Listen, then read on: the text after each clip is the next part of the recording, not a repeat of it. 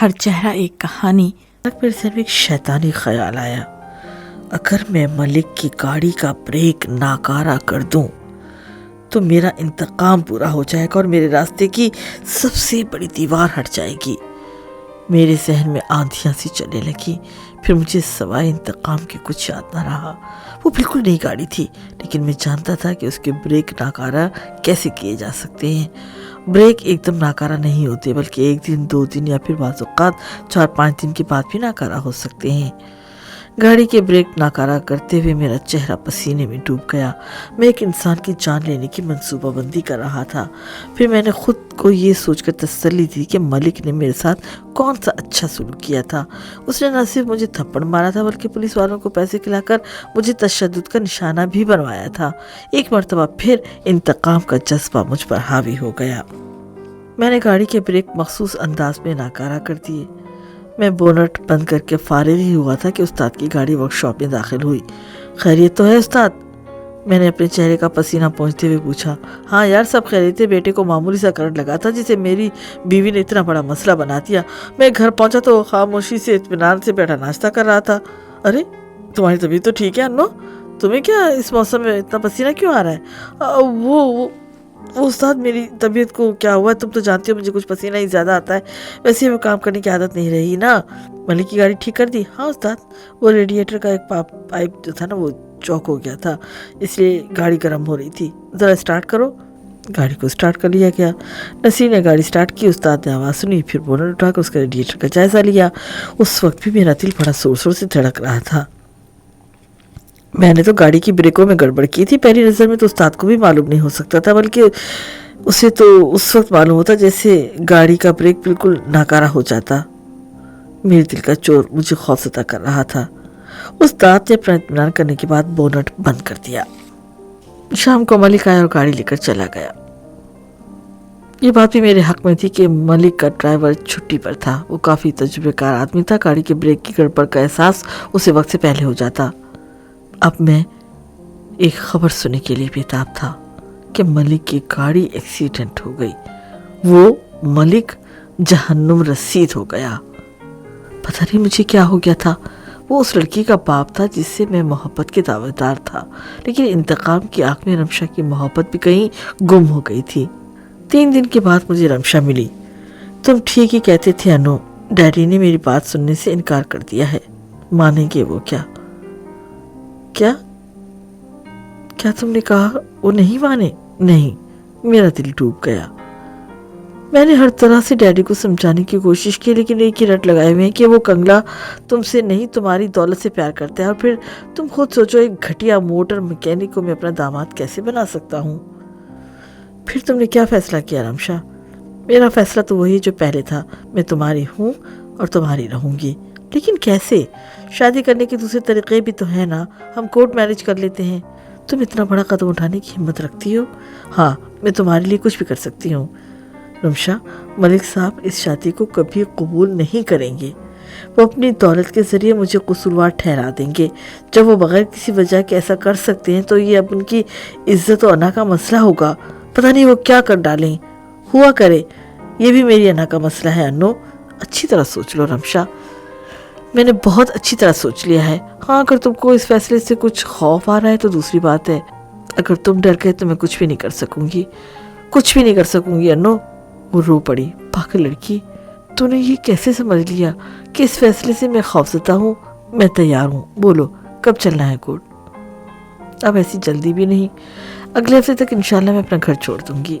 میں اور رمشا بھی باتیں ہی کر رہی تھی کہ اس کا سیل فون بج اٹھا۔ اس نے آن کیا اور باتیں کرنے لگی۔ جی ماما، کیا؟ کب؟ اچھا، ڈیڈی کیسے ہیں اب؟ ڈیڈی کیسے ہیں اب؟ اچھا، میں آ رہی ہوں۔ میں سمجھ گیا کہ ملک کسی خوفناک حادثے کا شکار ہو گیا ہے اور اس کی اماں اسے یہی اطلاع دے رہی ہے۔ کیا ہوا رمشا؟ ڈیڈی کی طبیعت اچانک بگڑ گئی ہے۔ طبیعت ان کی صبح ہی سے خراب تھی، اس لیے وہ آج آفس بھی نہیں گئے۔ چلو میں چھوڑ دیتا ہوں، پریشان مت ہو، کچھ نہیں ہوگا، میں نے رسمی طور پر کہا۔ پھر میں رمشا کو اسی گھر چھوڑ کر واپس آ گیا۔ دوسرے دن میں ورک شاپ پہنچا تو ورک شاپ میں کام کرنے والے ایک لڑکے نصیر نے ایک بڑی دردناک خبر سنائی۔ انو بھائی، وہ ملک صاحب کی گاڑی بہت زبردست ایکسیڈنٹ ہو گیا ہے۔ کیا؟ میں نے بناوٹی حیرت کا مظاہرہ کیا۔ वरना तो ये खबर सुनने को मैं कब से बेचैन था। कब हुआ ये एक्सीडेंट? कल रात को। उसी वक्त उस्ताद आ गया और बोला, यार अनु तुम्हें मालूम हुआ है वो मलिक साहब की गाड़ी का एक्सीडेंट हो गया है? हाँ, मुझे अभी नसीर ने बताया है। कल शाम मलिक साहब को दिल का दौरा पड़ा था। उनका ड्राइवर भी मौजूद नहीं था, इसलिए गाड़ी उनकी बेटी चला रही थी। क्या गाड़ी बेटी रमशा चला रही थी? हाँ यार, वो शायद बहुत तेज़ रफ्तारी से जा रही थी या फिर दूसरे ड्राइवर की गलती थी। उनकी गाड़ी एक वैगन से टकरा गई। अब उनका क्या हाल है ये तो मुझे नहीं मालूम। मैं साथ अभी आता हूँ। मलिक साहब किस अस्पताल में है? वो जिन्ना अस्पताल में है। मैंने गाड़ी निकाली और जिन्ना अस्पताल की तरफ दौड़ा दी। मैं गाड़ी पार्किंग में खड़ी करके पागलों की तरह इमरजेंसी वार्ड की तरफ भागा। मैंने इस्तकबालिया पर बैठी हुई लड़की से पूछा, कल यहाँ एक्सीडेंट का एक केस आया था, मलिक साहब, उनकी बेगम और बेटी रमशा थी उस गाड़ी में। क्या नाम बताया आपने? रमशा? जी, मलिक आफ्ताब, रमशा मलिक और मिसिस मलिक। उसने मॉनिटर पर देखते हुए कहा। मलिक साहब तो इस वक्त कार्डियो में है। और उनकी बेगम और बेटी? उनके बारे में डॉक्टर एजाज को मालूम होगा, वही इस वक्त ड्यूटी पर थे। मैं पागलों की तरह डॉक्टर एजाज को तलाश करने लगा। वो मुझे वहीं मिल गए। मैंने उनसे पूछा, डॉक्टर साहब कल मलिक साहब और उनकी बेगम? हाँ, मैं मलिक साहब को जानता हूँ, वो इस वक्त कार्डियो में हैं। उन्हें बहुत शदीद हार्ट अटैक हुआ था, लेकिन उनकी बेगम और बेटी को मैंने बचा सका। वो बुरी तरह जख्मी थी। बेगम मलिक तो रास्ते में एक्सपायर हो गई थी। उनकी बेटी 3 घंटे तक मौत और ज़िंदगी की कश्मकश में मुब्तला रही और फिर वो भी अल्लाह को प्यारी हो गई। नहीं डॉक्टर साहब, नहीं, रमशा नहीं मर सकती। और फिर मुझे कुछ होश ना रहा।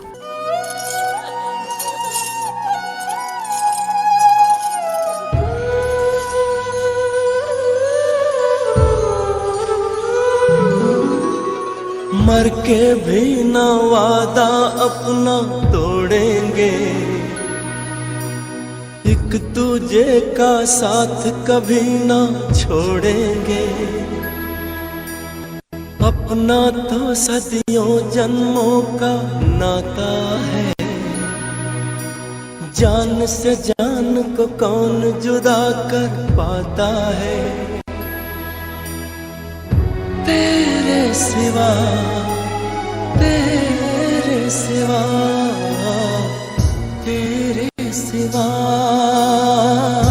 इस दरिया का नहीं कोई किनारा सनम, हो नहीं कोई किनारा सनम।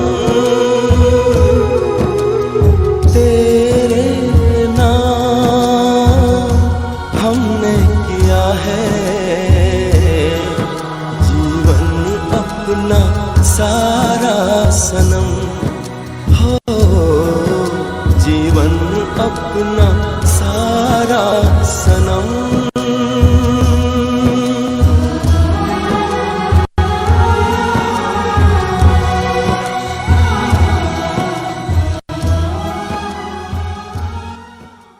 मुझे होश आया तो मैं अस्पताल ही की एक कमरे में था।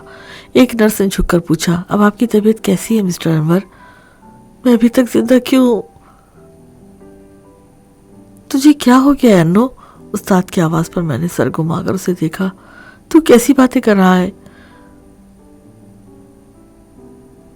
मुझे तेरे दुख का अंदाजा है बेटा, लेकिन अल्लाह की मर्जी यही थी। अम्मा की आवाज आई। अब मैं उन्हें कैसे बताता कि इसमें मेरी मर्जी का भी दखल था। मैंने अपने हाथों से अपनी मोहब्बत को मार दिया था। मुझे अपने हाथों पर खून के छींटे नजर आ रहे थे। मैं रमशा की कब्र पर पहुंचा और बिलख बिलख रोते हुए बोला, रमशा तुम मुझे छोड़कर चली गई ना, तुमने बहुत अच्छा किया, मेरे साथ यही होना चाहिए था। मैं इसी काबिल हूँ रमशा, मैं इसी काबिल हूँ। और फिर मैं बिलख बिलख कर रोने लगा। अचानक किसी ने पूछ से मेरे कंधे पर हाथ रख दिया। मैंने घूम कर देखा तो सकते में रह गया। वो मलिक साहब थे जो आंसू बहा रहे थे। रोते हुए मुझसे लिपट गए।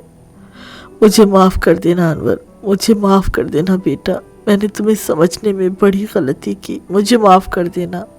माफ़ी तो मुझे मांगना चाहिए थी कि मैं उनकी बेटी और बीवी की जान ले चुका था, लेकिन वो अनजाने में बेचारे अपनी बेटी के कातिल से माफ़ी मांग रहे थे।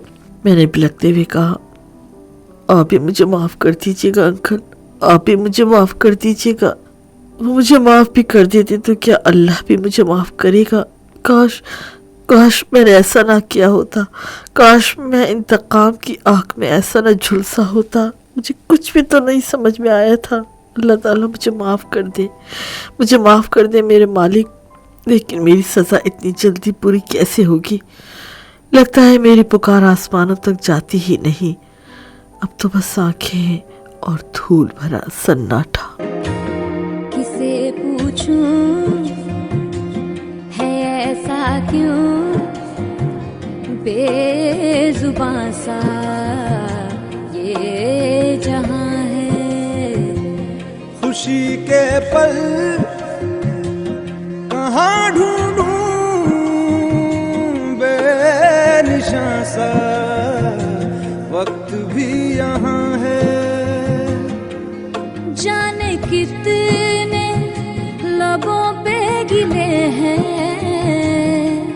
जिंदगी से कई फासले हैं। पसीजते हैं सपने की आंखों में, लकीरें जब छूटे इन हाथों से यूं बेवजह। जो भेजी थी दुआ वो जाके आसमां से यूं टकरा गई कि आ गई है लौट के सदा। जो भेजी थी दुआ वो जाके आसमां से यूं टकरा गई कि आ गई है लौट के सदा।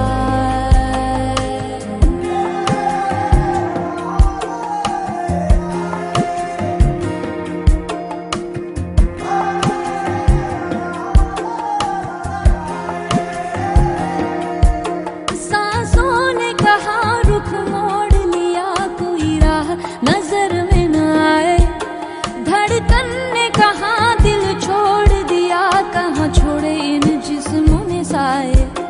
यही बार बार सोचता हूँ तन्हा मैं यहाँ, मेरे साथ साथ चल रहा है यादों का धुआं। जो भेजी थी दुआ वो जाके आसमां से यूं टकरा गई कि आ गई है लौट के सदा। जो भेजी थी दुआ वो जाके आसमां से यूं टकरा गई कि आ गई है लौट के सदा।